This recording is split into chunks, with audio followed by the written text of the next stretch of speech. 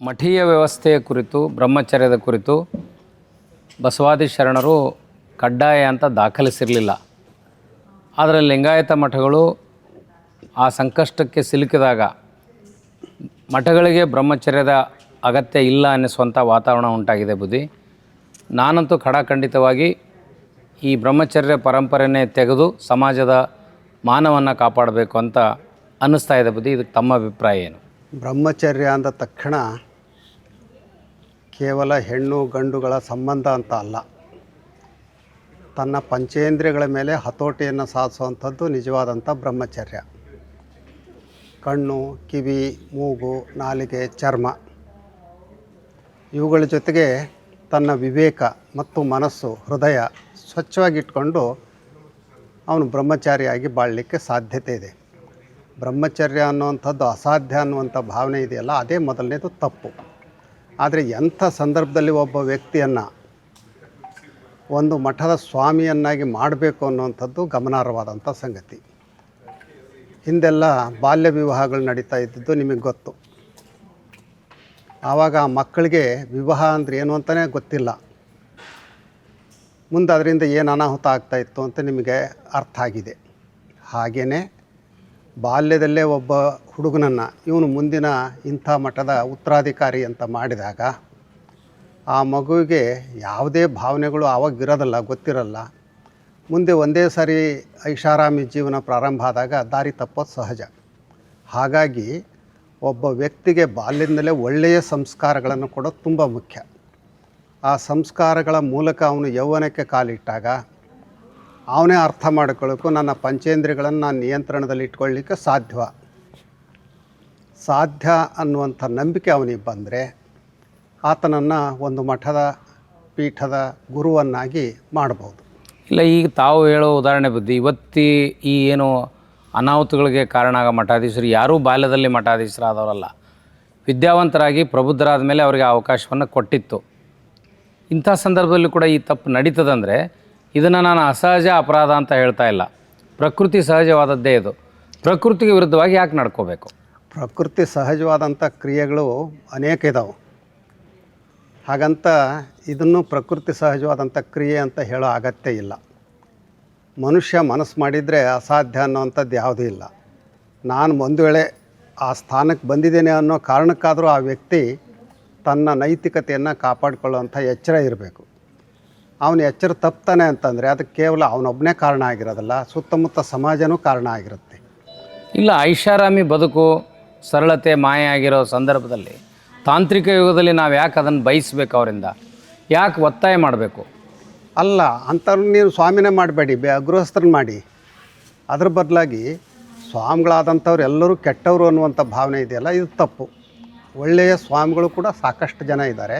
ತಮ್ಮ ನೈತಿಕತೆಯನ್ನು ಇಟ್ಕೊಂಡಿರೋ ಅಂಥವ್ರು ಇದ್ದಾರೆ, ಆದರ್ಶ ಜೀವನ ನಡೆಸಿದಂಥವ್ರು ಇದ್ದಾರೆ. ಅದಕ್ಕೆ ಬೇಕಾದಷ್ಟು ಉದಾಹರಣೆಗಳು ನಿಮಗೆ ಕೊಡ್ಬೋದು. ಇವತ್ತಿನ ವರ್ತಮಾನದಲ್ಲಿ ಅದು ಕೊಡ್ಲಿಕ್ಕೆ ಆಗೋದಿಲ್ಲ ಅಂತ ಅನ್ನಿಸ್ತದ್ರ ಬಗ್ಗೆ? ಇಲ್ಲ, ಈಗ ನಾವೇ ಅದಕ್ಕೆ ಸಾಕ್ಷಿ ಅಂತ ಹೇಳಿ. ಅಲ್ಲ, ನಿಮ್ಮ ಕಾಲಮಾನ ಮುಗಿತು, ತಾವು ಹಿರಿಯ ತಲೆಮಾರಿನವರಾದ್ರಿ. ಈ ಪ್ರಶ್ನೆ ಬಂದಿರೋದು ಇವತ್ತು ಐಷಾರಾಮಿ ಬದುಕನ್ನು ಸಾಗಿಸ್ತಾ ಇರುವಂಥ ಯುವ ಮಠಾಧೀಶರ ಬಗ್ಗೆ ನಾನು ಮಾತಾಡ್ತಾ ಇದ್ದೀನಿ.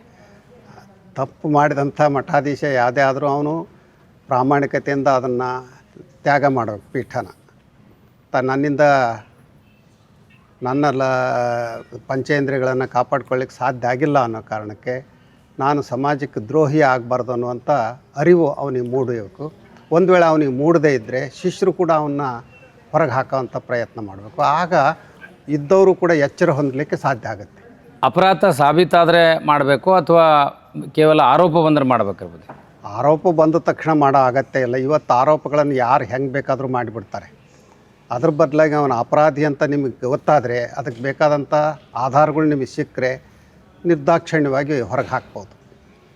ಈಗ ತಾವು ಹಿರಿಯ ಮಠಾಧೀಶರಾಗಿ ಸಮಗ್ರವಾಗಿ ಈ ಮಠೀಯ ವ್ಯವಸ್ಥೆಯನ್ನು ಮುರಿದು ಕಟ್ಟಿದರೆ ಆಗಬಹುದಾದ ಅನಾನುಕೂಲಗಳೇನು? ಮುರಿದು ಕಟ್ಟೋದು ಅಂದರೆ ಹೇಗೆ? ಈ ಬ್ರಹ್ಮಚರ್ಯ ವ್ಯವಸ್ಥೆ ಬಗ್ಗೆ ಶರಣರು ಹೇಳಿರಲಿಲ್ಲ. ಒತ್ತಾಯದ ಮಠಾಧೀಶರಾಗ್ತಾ ಇದ್ದಾರೆ, ಐಷಾರಾಮಿ ಕಾರಣಕ್ಕೆ ಆಗ್ತಾ ಇದ್ದಾರೆ. ರಾಜಕೀಯ ಮನ್ನಣೆ, ಸಾಮಾಜಿಕ ಮನ್ನಣೆ, ಆರ್ಥಿಕ ಬೆಂಬಲ ಸಿಗ್ತಾ ಇದೆ ಅನ್ನೋದು ಕಾರಣಕ್ಕೆ. ಹಾಗೆ ಹೇಳೋದಾದರೆ ಚನ್ನಬಸವಣ್ಣ ವಿರಕ್ತ ಜೀವನವನ್ನು ಸಾಗಿಸಿದಂಥವ್ರು. ಅಲ್ಲಂ ಪ್ರಭುಗಳು. ಅಕ್ಕ ಲೋಕದ ಗಂಡರನ್ನು ಇದು ಒಲೆಯೊಳಗಿಕ್ಕು ಅಂತ ಹೇಳಿದಂಥವಳು. ಅಲ್ಲಮಪ್ರಭು ವಿರಕ್ತ ಜೀವನವನ್ನು ಸಾಗಿಸಿದಂಥವ್ರು. ಹಾಗಾಗಿ ಶರಣರು ವಿರಕ್ತ ಜೀವನವನ್ನು ಹೇಳಲಿಲ್ಲ ಅನ್ನೋದೈತಲ್ಲ, ಅದು ಮೊದಲನೇ ತಪ್ಪು. ಶರಣರಲ್ಲೂ ಕೂಡ ಅನೇಕ ಜನ ವಿರಕ್ತರಾಗಿದ್ದರು, ಹಾಗೇನೇ ಸಂಸಾರಿಗಳು ಆಗಿದ್ದರು. ಅದು ಯಾವುದು ಒತ್ತಾಯದ ವಿರಕ್ತಿಗಳು ಆಗಿರಲಿಲ್ಲ ಬುದ್ಧಿ ಅದು ಆ ಕಾಲದಲ್ಲಿ. ಅಲ್ಲ, ಈಗಲೂ ಕೂಡ ನಾವು ಅದನ್ನೇ ಹೇಳ್ತಾ ಇರೋದು, ಒತ್ತಾಯದಿಂದ ಒಬ್ಬನನ್ನು ವಿರಕ್ತನನ್ನು ಮಾಡಲಿಕ್ಕೆ ನೀವು ಸಾಧ್ಯ ಇಲ್ಲ. ಅವನ ಅಂತರಂಗ ಬಹಿರಂಗ ಶುದ್ಧಿಯನ್ನು ತಾನು ಮಾಡಿಕೊಳ್ಬೇಕು, ಅಥವಾ ಅಂಥ ವಾತಾವರಣವನ್ನು ನಾವು ಕಲ್ಪಿಸ್ಬೇಕು. ಈ ರೀತಿ ವಿವಾದದ ಸಂದರ್ಭದಲ್ಲಿ ತಾವು ಹಿರಿಯ ಮಠಾಧೀಶರು ಮೌನವಾಗಿರೋದು ಅಪರಾಧ ಸಾಬೀತಾಗಲಿ ಅನ್ನೋದಕ್ಕಿಂತಲೂ ಒಂದು ಪರ್ಯಾಯ ಆಲೋಚನೆ ಮತ್ತು ಸ್ವಾಸ್ಥ್ಯವಾಗಿರುವಂಥ ನಿರ್ಧಾರಕ್ಕೆ ಬರದೇ ಹೋದರೆ ಲಿಂಗಾಯತ ಮತ್ತು ಲಿಂಗಾಯತ ಸಮಾಜಕ್ಕೆ ಅಪಮಾನ ಆಗೋದಂತೂ ಖಂಡಿತ ಸಾಧ್ಯತೆಗಳು ಹೆಚ್ಚಿದಾವ್ರಿ ಬುದ್ಧಿ. ಅಲ್ಲ, ನಿಮಗೆ ಭಕ್ತರಿಗೆ ಬಿಟ್ಟಿದ್ದದು. ಈಗ ಭಕ್ತರಿಗೆ ನಮಗೆ ಅದು ಗೊತ್ತಾಗದೇ ಇರ್ಬೋದು, ಒಂದು ಮಠದಲ್ಲಿ ಇರೋವಂಥ ಗುರು ಹೇಗಿದ್ದಾನೆ ಅಂತ.